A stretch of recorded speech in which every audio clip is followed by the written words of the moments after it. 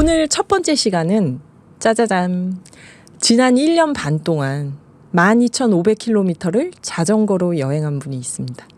일회용품은 쓰지 않으면서 이토록 우아한 제로웨이스트 여행의 저자 신혜정 선생님 모시고 이야기 나눠보도록 하겠습니다. 선생님 반갑습니다. 반갑습니다. 네.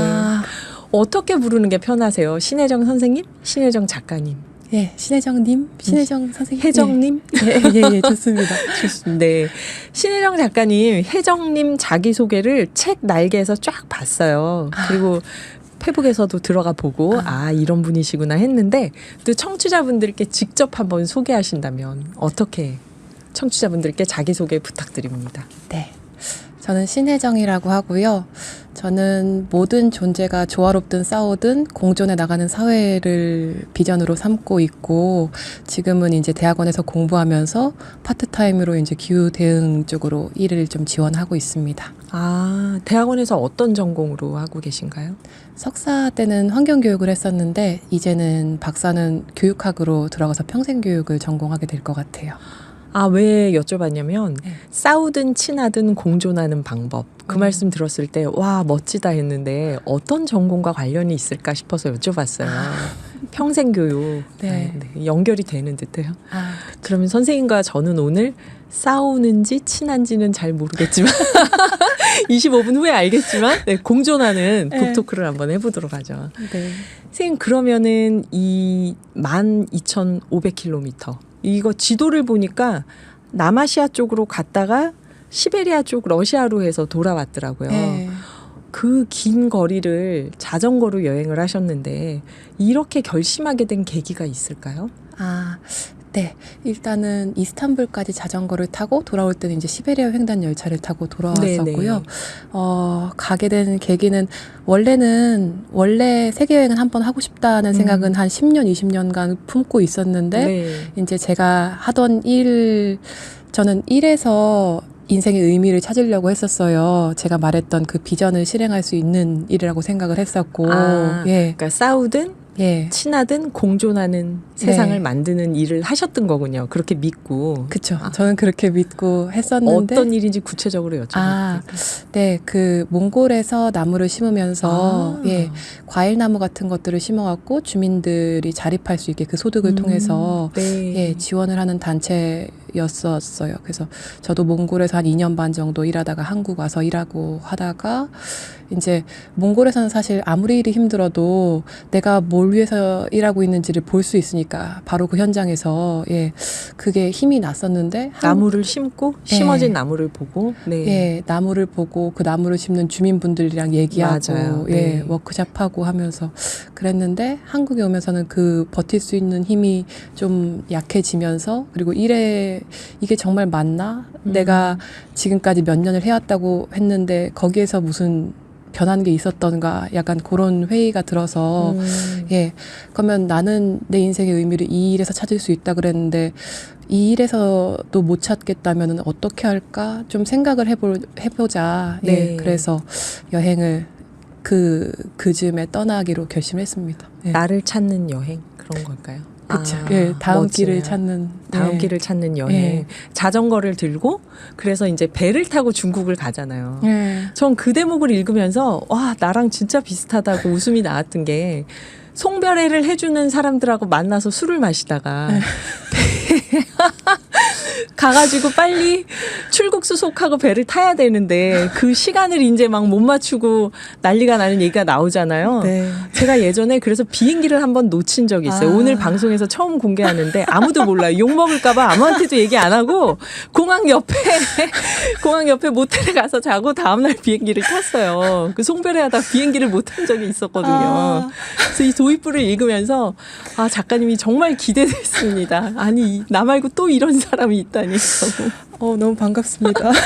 그래서 또 하나 있어요, 작가님. 이거는 제가 작가님께 연락하려고 하니까 출판사 대표님이 오늘은 핸드폰 배터리가 떨어지려고 해서 연락이 안 된다니까 다음 날 하세요. 그러시고 나 말고 이런 사람 또 있구나. 저도 맨날 하는 말이 지금 배터리가 떨어지려고 하니까 내일 전화해 주세요. 그러는데 정말 그래서 왜 이렇게 반가웠는지 이해가 됐습니다. 저도 예, 제로 웨이스트 여행 자전거로 12,500km를 여행하는, 물론 시베리아 횡단은 열차로 오긴 했지만 그 열차도 보통 일이 아니잖아요. 그게 열차를 타고 온다는 게. 예. 그래서 정말 반가웠는데요. 작가님 오늘 나오신 거, 기후 북클럽의 첫 손님으로 오신 거 환영하면서 저희가 영광입니다. 이제 오늘의 기후잖아요. 네. 일회용품을 한 번도 안 쓰고 이 여행을 하셨다는 게, 지금 다니신 나라가 벌써 몇 개국이었어요? 이게 몇 개국이셨나요? 한 18개? 그쵸. 나라 정도 제가 머물렀다고 할 수 있는 나라는 그렇게 되더라고요. 예. 예. 중국, 베트남, 라오스, 태국, 네. 미얀마, 인도, 파키스탄, 다시 중국 신장 지역, 키르기스탄, 타지키스탄, 우즈베키스탄, 투르크메니스탄, 이란, 튀르키예 하고 끝났잖아요. 예. 이게 도대체 여기를 다니면서 일회용품을 한 번도 안 거의 안 썼잖아요. 그렇죠? 네. 이거를 어떻게 실천하셨는지 정말 궁금했고, 네. 대표적인 사례 한두 가지, 몇 가지 얘기를 해주시면 어떨까 합니다. 예. 이 기본 세팅을 좀 말씀드려야 될 것 같은데, 네네. 예. 일단은 이걸 안 해보자 하고 챙겨간 게 물통이랑, 자전거 여행자는 물통이 중요하니까 물통, 네. 반찬통, 텀블러, 그러니까 물통이 텀블러죠.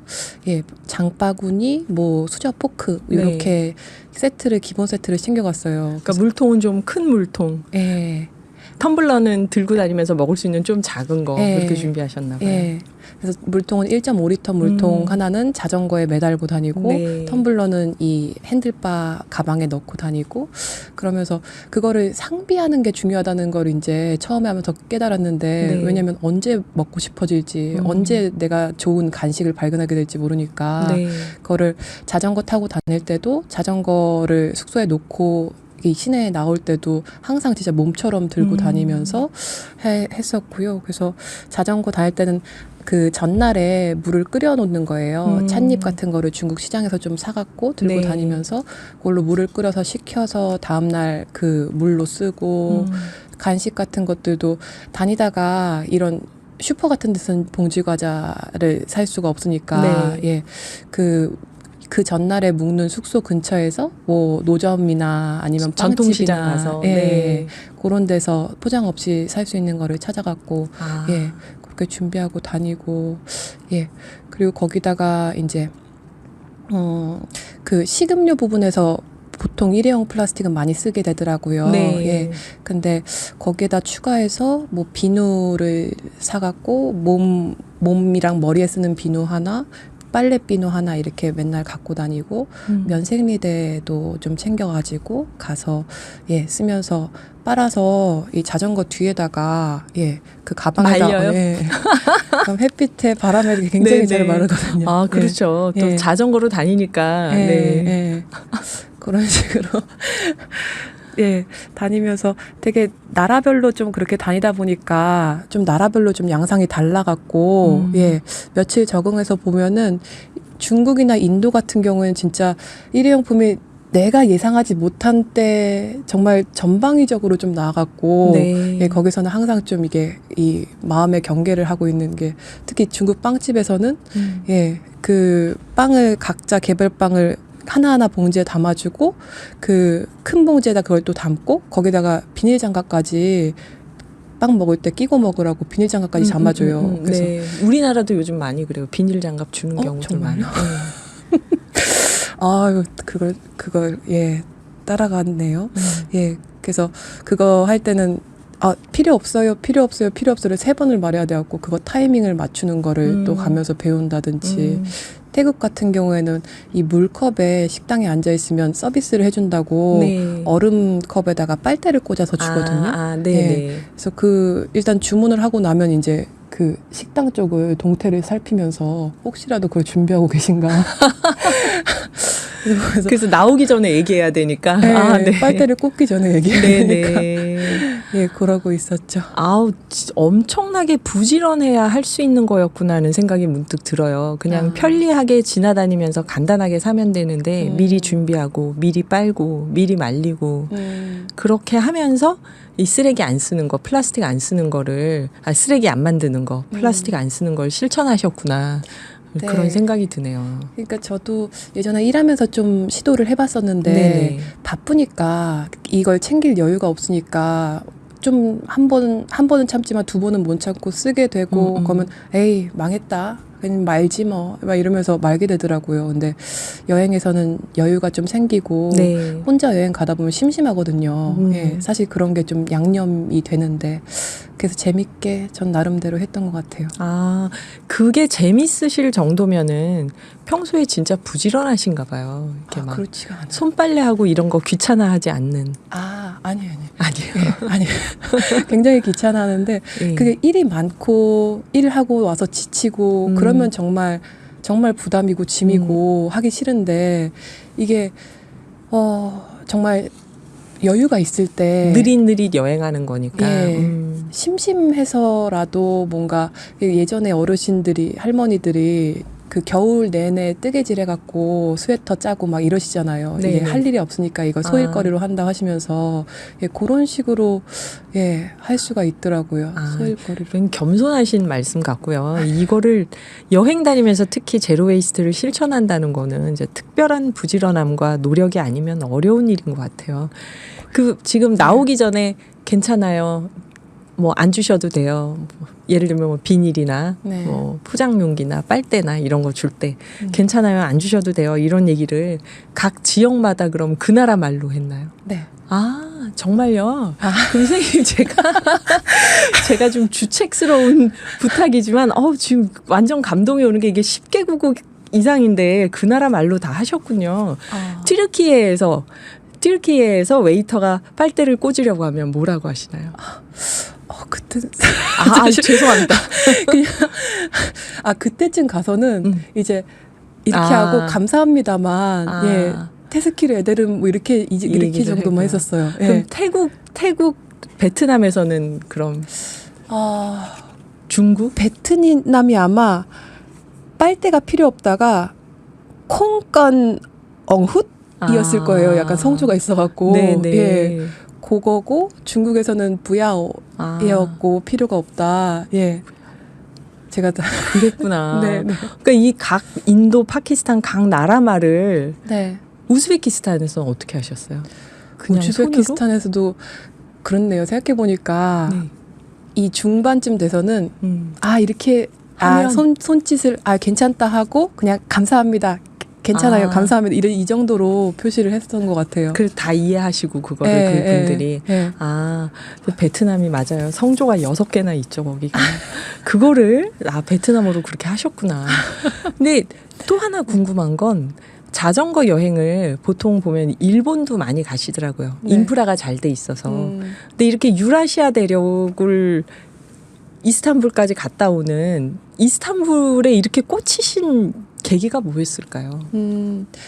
네, 저는 20대 때 국토종단을 다녀온 일이 있었는데 그때 되게 좋았다 생각이 있어서 10년 만에 이제 가는 여행도 길을 따라 가보고 싶은데 어떤 길을 따라 가볼까 그리고 세계의 길들을 좀 봤어요. 실크로드.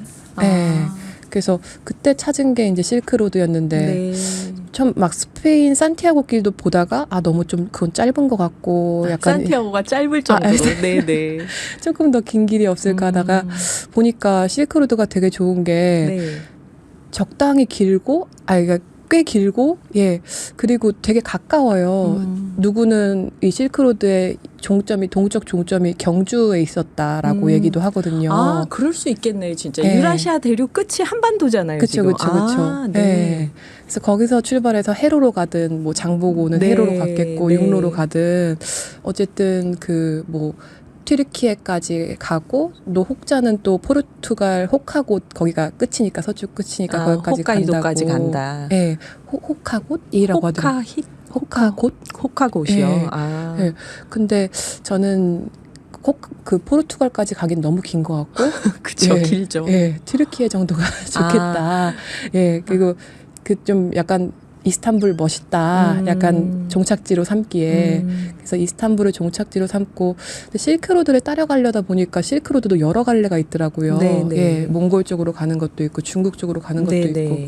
그래서 보다 보니까 아 이게 결국은 이 대륙을 지나던 사람들이 특히 좀 많이 지나던 길을 실크로드라고 한 거지.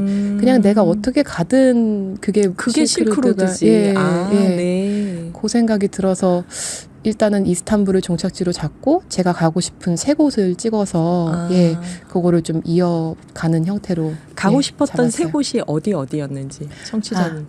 네, 일단은 첫 번째는 중국 황산에서 제가 황주를 마시고 싶다는 로망이 있었어갖고 술을 마시기 위해서 황산, 네, 중국 황산. 그 다음은 예, 두 번째는 그 중국 남부에 쓰레기 마을이 있어요. 네. 예, 예전에는 세계 전자 쓰레기의 70~80%가 그쪽으로 가서 처리가 됐다고 하는데 지금은 이제 정리돼서 공장 단지가 됐지만은 거기에 좀 거기 관련된 영상을 보면서 제가 쓰레기 문제에 관심을 갖게 됐어서 그게 어느 단지죠? 그게 그 중국 광동성 산터우시의 구이저우라고 구이저우. 예, 네. 그쪽에 있는 예. 네, 예. 쓰레기 마을이었는데 산업 단지가 된 곳, 네. 전자제품이 모였던 곳. 네, 네. 그리고 세 번째는 인도 라다크였는데요. 마을이요. 예. 세월간이나 아니면 오래된 미래를 보신 분들은 아실 텐데 네. 예. 굉장히 뭐 예전에 그 히말라야 이쪽 척박한 이 산중 동네에서 자신들의 전통을 지키고 살던 사람들이 있었던 데가 이 서구식 개발로 이제 좀 많이 흐트러지었던 거를 오래된 미래라는 책에서 한 보고. 사람이 예, 네. 그 썼거든요.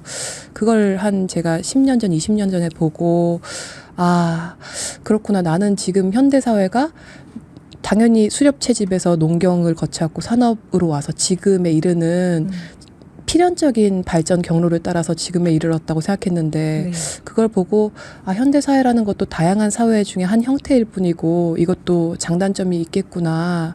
예, 그래서 다른 변화도 가능하겠구나라는 생각을 그때 처음 했었던 것 같아서 네. 예, 그 로망을 갖게 된 그 동네에 가보고 싶다는 생각을 했었어요. 어유 멋지네요. 저는 아직도 여행 간다 하면은 일단 미술관이 있고 음악 축제가 있는 곳 이런 곳을 중심으로 생각하는데 선생님은 쓰레기 마을이 산업단지로 바뀐 곳 라다크 마을은 적정 기술 하시는 분들이 그 얘기 많이 하시더라고요. 라다크 마을 네. 그렇게 물론 술을 마시기 위한 황주 황산도 포함이 됐지만 예. 왜냐하면 이스탄불이 굉장히 많은 그 문화가 시작된 곳이라고 하잖아요. 네. 그 기독교 문명도 거기서, 네. 이슬람 문명도 거기서 막 얘기를 하니까 처음에 선생님이 신혜정 작가님께서 사이가 좋건 나쁘건 적이건 동지건 공존하는 세상을 만들고 싶다. 그래서 이스탄불이 정말 어울린다 이런 생각을 했었어요.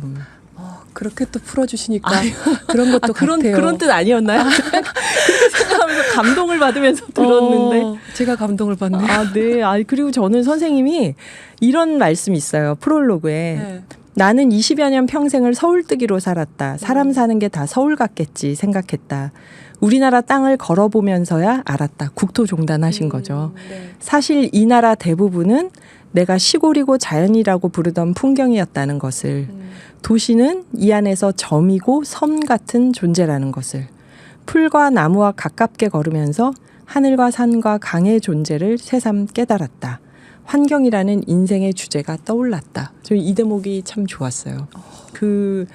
그렇네. 우리나라가 진짜 도시는 섬이고 점인데 시골 하면은 우리나라에서 아주 작은 부분인 줄 아는데 국토종단을 해보면은 대부분이 다 시골인 거잖아요. 그래서 네. 이게 유라시아를 돌면서 느끼시는 거하고 탁 연결된다는 느낌을 받았었어요. 제가 막 팬심으로 좋았던 얘기를 하니까 지금 작가님께 자꾸 여쭤봐야 되는데 청취자분들이 아쉬우실 것 같아서 신혜정 작가님, 그래요? 신혜정 작가님 저희가 한 번 더 이 북토크를 이어서 해보겠습니다. 오늘 북토크는 1탄, 다음에 또 2탄. 오늘 1탄에서 마무리하는 말씀으로 오늘의 기후 청취자분들에게 하시고 싶은 말씀, 또 이 책을 꼭 읽어줬으면 하는 독자층이 있으면 누군지 이런 거를 얘기해 주시면서 마무리하면 어떨까요? 네. 일단은 이 책을 읽어주셨으면 하는 독자층들은 제로 웨이스트나 자전거나 여행 이 세 개 중에 하나에 관심을 갖고 계신 분들이면은 좋겠다 했었어요. 저와 비슷한 30대 여성분이면 좀 더 공감을 하면서 읽으실 수 있지 않을까. 왜냐면 제가 뭐 토니한 얘기도 나오고 또 하기 때문에 H.O.T의 팬이었던 네, 네, 얘기도 네. 나오고 하기 때문에. 그리고 제가 조금 조심스러웠던 거는 이 책이 그 제로 웨이스트에 대해서 관심은 갖고 있지만, 기후변화에 대해서 관심은 갖고 있지만 내가 할 수 있는 게 너무 적어 보이고, 그리고 내가 진짜 일상에서 하기가 너무 힘들기 때문에 못해서 되게 죄책감을 가지고 부담을 가지고 하는 분들이 되게 많은 걸로 알아요. 일단 관심을 갖고 계신 분이면 어느 정도의 그런 마음을 품고 계신 걸로 아는데, 예, 그런 분들한테 혹시라도 이게 좀 부담이 로 다가올 수가 있을까봐 그게 조금 조심스러운데, 예, 저는 사실, 저는 이 여행에서 아까 말씀드렸듯이 여유가 있는 일상이었고, 그게 저한테 심심했던 제 일상에는 하나의 재미였고, 그래서 저는 제가 즐길 수 있을 만큼 제가 할 수 있는 선에서 한 거고, 예, 그래서 각자의 할 수 있는 상황에서, 예, 하나라도 하는 거가 저는 굉장히 소중하다고 생각해서, 예, 이 책을 부담이 아니라 그냥 조금 갖고 계신 부담을 편안하게 받아들이실 수 있는, 예, 과정으로 아마 읽어주실 수 있을 것 같다는 생각이 들고요. 예, 그리고 청취자분들께 하고 싶은 얘기는, 예, 정말, 예, 오늘의 기후라는 이런, 예, 기후 라디오가 최초로 나왔다는 사실도 되게 감명 깊었는데, 여기에 기후 북토크의 예, 그 손님이 돼서 너무 영광스럽고요. 제가 사실 이 책 제목 중에 후보로 했던 게, 첫 번째는 착하게 살겠습니다. 살아 돌아간다면 이었고, 예, 그리고 또 하나가 아주 작지만 분명히 있는 이었어요. 예. 그래서 아주 작지만 전 세상이 넓다는 거를 이번 여행을 통해서 다시 한번 체감했기 때문에, 그만큼 내가 먼지같이 작구나라는 걸 다시 체감했기 때문에, 아주 작지만 그래도 분명히 있는 존재로서, 그래서 먼지 같은 다른 한테는 손을 잡을 수 있는 존재로서, 예, 요렇게 라디오를 오늘의 기후를 통해서 다시 한번 연결되는 체감을 할 수 있어서 너무 기뻤습니다. 감사합니다. 네, 감사합니다. 네. 신혜정 작가님이셨습니다. 이 프로그램은 방송문화진흥의 콘텐츠 제작 지원을 받아서 제작됐고요. 신혜정 작가님은 다음에 또 다시 뵙겠습니다. 지금까지 진행해줘 김희숙이었습니다. 감사합니다.